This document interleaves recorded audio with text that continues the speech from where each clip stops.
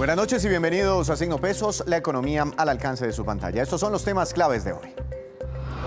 Las ciudades más costosas del mundo. La compañía Mercer realizó un estudio para medir cuáles son las ciudades que implican mayores costos para los extranjeros que llegan a trabajar o a vivir en ellas. ¿Cómo está ubicada Bogotá en este ranking? En segundos, una vocera de Mercer nos cuenta los resultados. Quedó definida el alza en el gas propano. Como les anticipamos anoche aquí en Signo Pesos, el gas de cilindro, que consumen más de 3 millones de hogares, se encarecerá de manera considerable. El reajuste comienza en los próximos días. Nos acompaña esta noche Alejandro Martínez del gremio Gasnova para explicar todos los detalles. Reformas inevitables y muy costosas. El Centro de Estudios ANIF analizó las reformas que se propone tramitar el gobierno del presidente electo Gustavo Petro. A casi todas les encontró serios reparos. Ya les contamos cuáles son los cuestionamientos.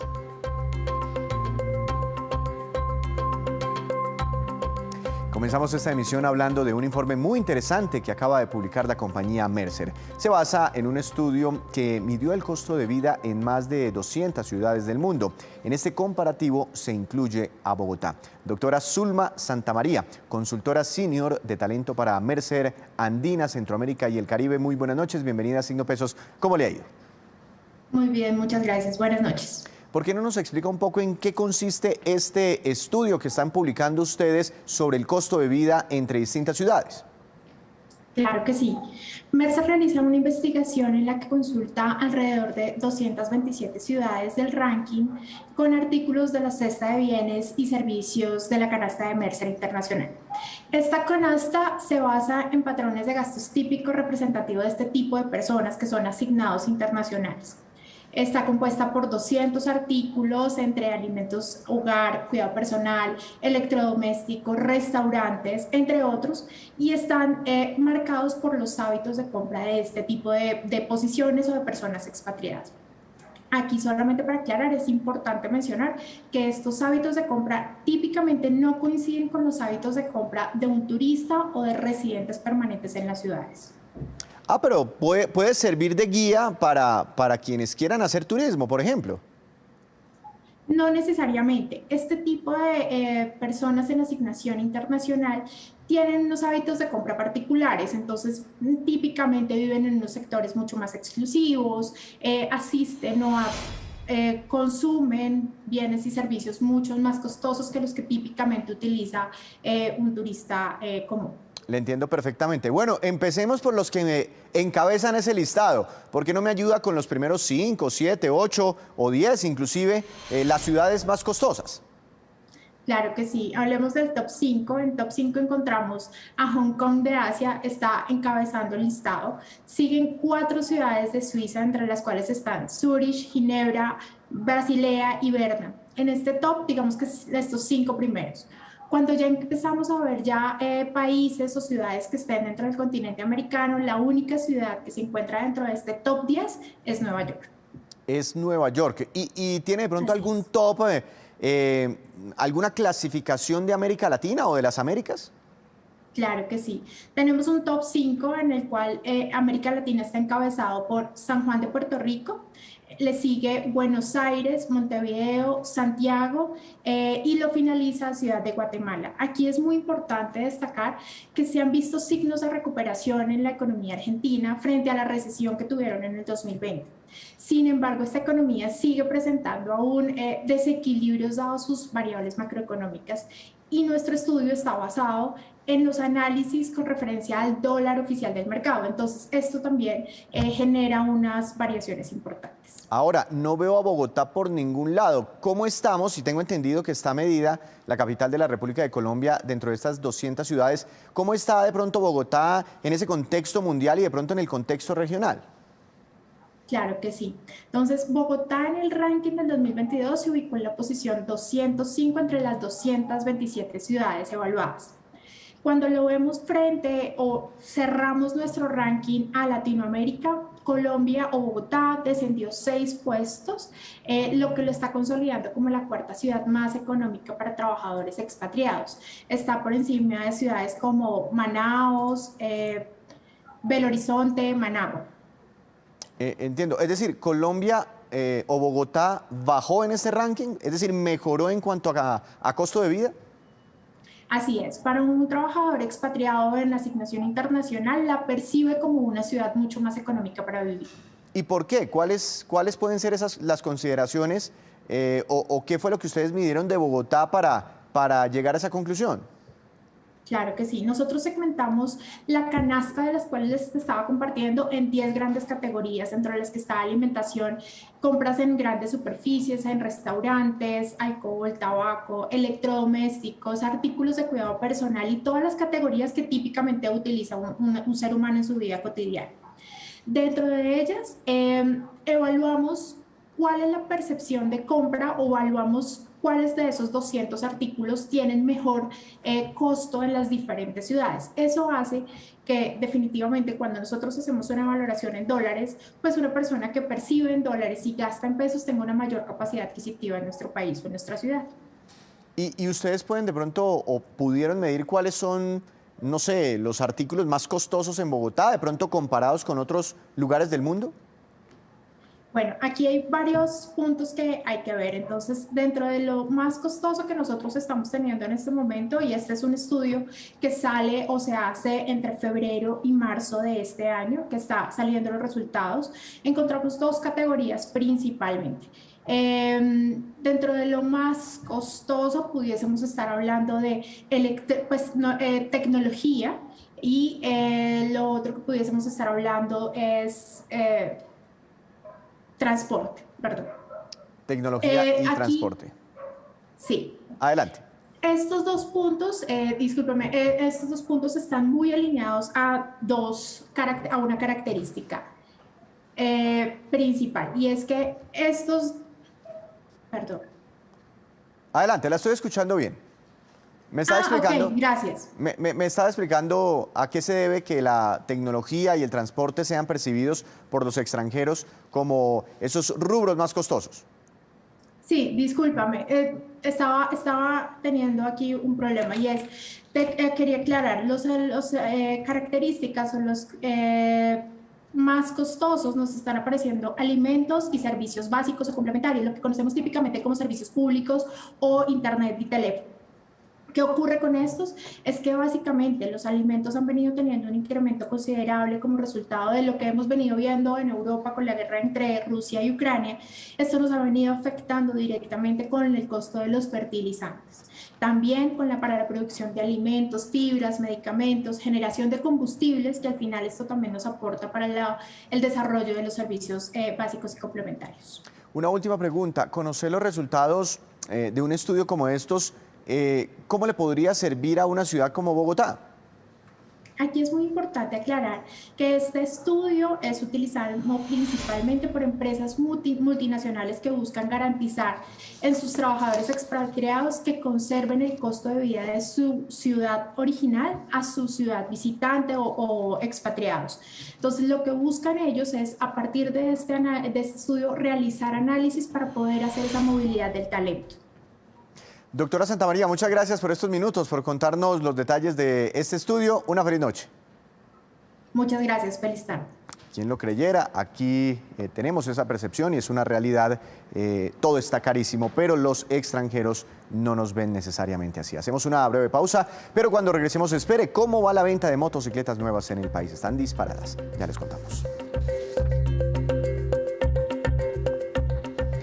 Regresamos a Signo Pesos. Anoche les contábamos en este programa que se venía una inminente alza en los precios del gas propano y que ese incremento podría ser de 8.000 pesos más o menos, de menos de 10.000 pesos para cada cilindro de gas. Pues los detalles del alza están ya definidos. El incremento, mucha atención, será mayor al previsto inicialmente. Doctor Alejandro Martínez, presidente de Gasnova, buenas noches. Gracias por acompañarnos aquí en Signo Pesos. ¿Cómo va todo? Muy bien, muchas gracias por invitarme. Doctor Martínez, pues explicábamos anoche con otro experto que Ecopetrol había adoptado en medio de un encarecimiento global en los precios del gas una medida temporal por 6 meses aproximadamente para rebajar precio del gas propano o el GLP, si no estoy mal, si técnicamente se dice así, usted me corregirá, a ustedes, a los distribuidores, pero que como esa medida era temporal, ya finaliza mañana y a partir del 1 de julio volvemos a las tarifas full. ¿Sí está bien la explicación y ustedes en medio pues, de todo este contexto intentaron hablar con Ecopetrol? Sí, está bien la explicación, muy bien dicho. Lo que ha venido pasando es que desde hace año y medio el costo del GLP, de la materia prima, se ha venido encareciendo, ha venido subiendo ese precio en una forma muy importante. El año pasado más que se duplicó el precio al cual nos venden el GLP aquí en el país por situaciones en el mercado internacional. La demanda en el Asia está disparada y eso ha impulsado los precios al alza. Entonces, eso llevó a que en el segundo semestre del año pasado se disminuyera el consumo en el 6,5%. Muy preocupante porque la mayoría de la gente que consume GLP en el país, en el sector residencial, es de los estratos 1 y 2 y minorías étnicas. Entonces, lo que uno pensaría, no tengo las cifras, es que esa reducción del consumo se debió a gente que se pasó seguramente a la leña. Entonces, en buena hora, en diciembre, el presidente de la República, el presidente de Ecopetrol y el ministro de Minas anunciaron que Ecopetrol otorgaba un descuento al precio al cual nosotros le compramos el GLP durante el primer semestre de este año, del 1 de enero hasta el 30 de junio. Pero ya ese descuento vence el 30 de junio mañana, así que a partir de pasado mañana pues va a haber un incremento. Ecopetrol pues, nos va a vender el gas a un 39% más del precio actual, lo cual va a implicar para los cilindros, a los usuarios finales, un incremento de alrededor del 14, del 16%, que es un incremento bastante alto. Entonces, lo que nosotros estamos diciendo es, pues Ecopetrol no puede seguir asumiendo estos descuentos. El presupuesto general de la Nación debería asignar unos subsidios para los estratos 1 y 2 que consumen GLP, así como lo hace para todos los demás servicios públicos, pues que lo haga también para el GLP, que es un combustible que las personas lo usan para cocinar básicamente. Claro, entiendo perfectamente. Entonces el llamado que ustedes hacen es a que, digamos, ese costo fiscal no sea asumido por Ecopetrol. Hay que entender que Ecopetrol es una empresa mixta, ¿no? Tiene un poquitico de capital privado y al final opera como un negocio, sino que ese costo fiscal lo asuma el gobierno nacional. Claro, porque así como está dando subsidios para la electricidad, para el agua, para el gas natural, pues que también lo dé para el GLP. Pero el GLP ya no tiene subsidios para los estratos más bajos. Solamente en 6 departamentos. Esto es lo que se llama el plan piloto y arrancó hace unos 8 o 9 años. No es como los demás servicios públicos que en todos los departamentos del país los estratos 1 y 2 tienen subsidios, 1, 2 y 3. En el caso de GLP solamente estos pocos departamentos, pero en el resto del país no. Entonces eso genera una inequidad social muy grande porque estamos hablando de que la mayoría del sector residencial que consume GLP en el país son estratos 1 y 2, precisamente minorías étnicas. Entonces lo que estamos diciendo al gobierno nacional, uno entiende que hay un problema fiscal muy complicado, eso es claro. Pero, por ejemplo, los subsidios para la gasolina y para el diésel ya suman 12 billones de pesos. Para estos 5 departamentos, 6 departamentos que están recibiendo subsidio hoy en día, se asignan 62.000 millones. Entonces, bájale un poco al subsidio de la gasolina, déselo a los usuarios de los estratos 1 y 2 del GLP y va a tener un gran impacto social. Ahora, usted ¿ya habló de esto con quién? Porque pues estamos en medio de un empalme, o no sé si ya lo habló, o este llamado que está haciendo es para el presidente Duque o para el presidente Petro. Por supuesto que con el presidente Duque hablamos con su asesora, con su consejera para la competitividad y para el sector privado, y con el presidente electo pues ya le hicimos llegar un documento y estamos esperando poder tener una reunión con su equipo económico para efectos de poder conversar con ellos sobre lo que nosotros consideramos que deben ser las decisiones urgentes y estructurales que se deben tomar con respecto a este combustible que tiene un gran impacto social, porque estamos hablando, como le comentaba, que en el sector residencial que consume GLP, la gran mayoría, un 80, un 90%, estamos hablando de estratos 1 y 2. Entonces es algo que debe atenderse en forma rápida porque es muy sensible al precio. Esas alzas en el precio disminuyen el consumo. Y lo que nos preocupa es que la gente se esté yendo a consumir leña. Claro. Bueno, más o menos un cilindro de gas o gas en pipeta de, no sé, una referencia de 40 libras puede tener un valor hoy, dependiendo la zona del país, dependiendo del distribuidor, pero más o menos de 80.000 pesos. Usted también me corregirá. Si estamos hablando de ese cilindro de referencia, ¿pasaría de 80.000 a valer cuánto debido a esta situación? Pues puede subir un 14 o un 16%. Entonces estamos hablando que puede quedar del orden de los 90.000, 92.000 pesos. Y uno pues tiene que entender que son familias con un muy bajo poder adquisitivo y que eso los impacta mucho. Y es un combustible que usan para cocinar, o sea, es vital, es esencial el combustible, como cualquier otro servicio público. Entonces, ese es el llamado que estamos haciendo, a que se mire en qué medida se puede y con qué rapidez ayudar a esos usuarios. Es que es un incremento bastante impresionante. No, pues imagínese cualquier cosa que usted de un momento a otro le suba 14%. Estamos hablando de que la inflación total en Colombia, y estamos asustadísimos por eso, es del 9,1%. Aquí estamos hablando de más de un 14% de un totazo. ¿Ese incremento se empezaría a reflejar en los cilindros de gas que empecemos o que empiecen a comprar los colombianos a partir de este viernes?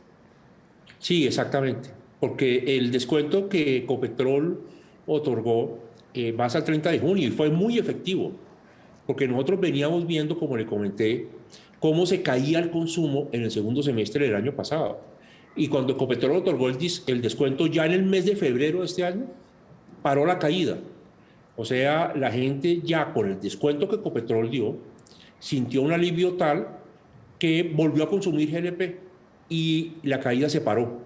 Ahora que se levanta el descuento, como le digo, Ecopetrol no lo puede asumir en forma permanente, pues nuestra preocupación es que al subirse el precio, vuelva y se baje el consumo. Por eso le decimos al gobierno, bueno, así como para los demás servicios públicos, tiene subsidios en todos los departamentos del país, pues para el GLP también, y no le cuesta tanto como le cuestan otros subsidios, como por ejemplo el de la gasolina. O sea, por supuesto que hay un problema fiscal, eso es claro, pero lo que estamos diciendo es nivele un poco la mesa, reasigne los subsidios que hoy en día está gastando, que va a tener un gran impacto social en este sector. Ahora, por supuesto, usted ya me explica la implicación sobre estos hogares, ¿no?, que dependen de este combustible todavía, pero inmediatamente viene a mi mente un puestico de empanadas que yo visito con frecuencia cerca a mi casa, doctor Martínez, y me he dado cuenta que las producen con gas en pipeta. ¿Qué tantos colombianos, no sé si usted tenga la cifra, utilizan este combustible más allá de su día a día en su hogar como un sustento, como un negocio, como una fuente de ingresos? Sí, estamos hablando de que 2/3 partes del consumo residencial y una tercera parte, la tercera parte restante, es industrial y comercial. Y ahí estamos hablando de eso, de las ventas callejeras, estamos hablando de hoteles, estamos hablando de restaurantes, estamos hablando, por ejemplo, de la agroindustria. Cuando los cultivadores de flores, por ejemplo, necesitan, o en la industria avícola para los pollitos, necesitan controlar la temperatura, utilizan el GLP. Pero, como le digo, son 12 millones de personas en ese sector residencial que consumen GLP, básicamente para cocción de alimentos. Estamos hablando de que una quinta parte de los hogares colombianos están utilizando el GLP para cocinar. Es el segundo combustible más utilizado en el país, después del gas natural, para cocción de alimentos. Pues muy preocupante esta situación, doctor Martínez. Muchas gracias por su explicación y además muy preocupante en un contexto de carestía, ¿no?, de inflación, donde todo está por las nubes y estamos intentando controlarla, combatirla, pero vamos a ver entonces cuáles serán las respuestas de las autoridades. Gracias por esta explicación y estaremos, por supuesto, muy pendientes de este tema, doctor Martínez. Gracias por invitarme. Así que a partir entonces queda oficialmente notificado el país. A partir de este viernes sube el precio del gas en pipeta en Colombia. En más información, la Asociación Nacional de Instituciones Financieras, ANIF, hizo hoy un minucioso análisis de las reformas económicas que plantea hacer el presidente electo Gustavo Petro. Sol Suárez nos tiene los detalles. Veamos. El Centro de Estudios ANIF hizo un análisis de las reformas que plantea implementar el presidente electo Gustavo Petro en materia de economía. Uno de ellos, la reforma tributaria, que pretende recaudar 50 billones de pesos más. Para Mauricio Santamaría, una reforma de esa magnitud, 5 puntos del PIB, es imposible que pase en el Congreso. La debe presentar por ahí por 2,5 para que salga de 2 o de 1,5. 5,5 no van a pasar. O sea, eso sí lo quiero dejar claro, eso no va a pasar. Además, aseguró que la única salida que tiene Petro para recaudar el dinero suficiente es el de aumentar la base gravable para las personas naturales, es decir, poner a más personas a pagar el impuesto de renta. Donde está la plata es en la base gravable de las personas que pagan renta. Ahí es donde está el ingreso tributario. En el tema de transición energética, Santamaría aseguró que no es posible llegar a un cambio como el que Gustavo Petro lo quiere en 10 años. O sea, los ingresos que nos da el petróleo, incluido el carbón también, y el gas, bueno, pues el gas es lo mismo que petróleo, son los ingresos tributarios, los ingresos de utilidades para la nación y los ingresos externos, ¿sí? No hay manera que Colombia reemplace eso en 10 años. O sea, no hay manera. Eso no se puede hacer. Otro de los temas que Santamaría explicó fue el de las pensiones. Indicó que la propuesta de Petro de financiar los 500.000 pesos para las personas más vulnerables resulta muy costoso para el país. Sin embargo, está de acuerdo con la propuesta que explicó Ricardo Bonilla, asesor económico de Gustavo Petro, de ponerle un impuesto a las pensiones más altas. Hacemos otra breve pausa, pero ya les contaremos que un grupo financiero acaba de anunciar la compra de la 10ª parte, un poquitico más, de la reconocida constructora El Cóndor. Ya vienen todos los detalles con Juan Fernández.